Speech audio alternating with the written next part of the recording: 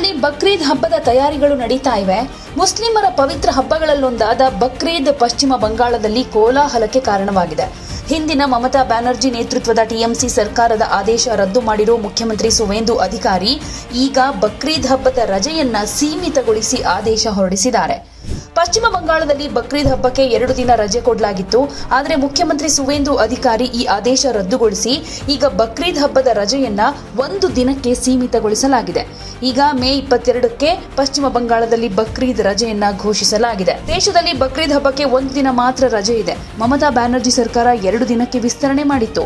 ಮೇ 26, 27ರಂದು 2 ದಿನ ಇದ್ದ ರಜೆಯನ್ನ ಸುವೇಂದು ಅಧಿಕಾರಿ ನೇತೃತ್ವದ ಬಿಜೆಪಿ ಸರ್ಕಾರ ರದ್ದು ಮಾಡಿ ಕೇವಲ ಮೇ 28ಕ್ಕೆ ಮಾತ್ರ ರಜೆ ಘೋಷಿಸಿದೆ. ಸುವೇಂದು ಅಧಿಕಾರಿ ಬಂಗಾಳದಲ್ಲಿ ಅಧಿಕಾರ ವಹಿಸಿಕೊಂಡ ಮೇಲೆ ಹೀಗೆ ಅನೇಕ ಕ್ರಮಗಳಿಗೆ ಮುಂದಾಗ್ತಾ ಇದ್ದಾರೆ.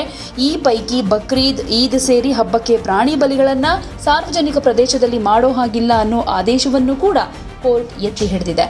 ಬಕ್ರೀದ್ ಹಬ್ಬದ ರಜೆಯನ್ನ 1 ದಿನಕ್ಕೆ ಸೀಮಿತಗೊಳಿಸಿದ ನಿರ್ಧಾರಕ್ಕೆ ಕೆಲವು ಮುಸ್ಲಿಂ ಮುಖಂಡರು ಅಸಮಾಧಾನ ವ್ಯಕ್ತಪಡಿಸಿದ್ದಾರೆ.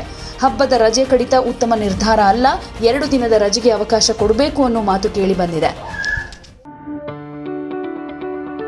ಯಾವುದೇ ಸುದ್ದಿಯ ಅಪ್ಡೇಟ್ ಅನ್ನ ಮಿಸ್ ಮಾಡ್ಕೊಳ್ಬಾರ್ದು ಅಂದ್ರೆ ಈಗ್ಲೇ ಒನ್ ಇಂಡಿಯಾವನ್ನ ಸಬ್ಸ್ಕ್ರೈಬ್ ಮಾಡಿ. ನಿಮಗೆ ಬೇಕಾದ ಭಾಷೆಯಲ್ಲಿ ಎಲ್ಲಾ ಸುದ್ದಿ ತಿಳಿಬೇಕು ಅಂದ್ರೆ ಒನ್ ಇಂಡಿಯಾ ಆಪ್ ಅನ್ನ ಡೌನ್ಲೋಡ್ ಮಾಡ್ಕೊಳ್ಳಿ.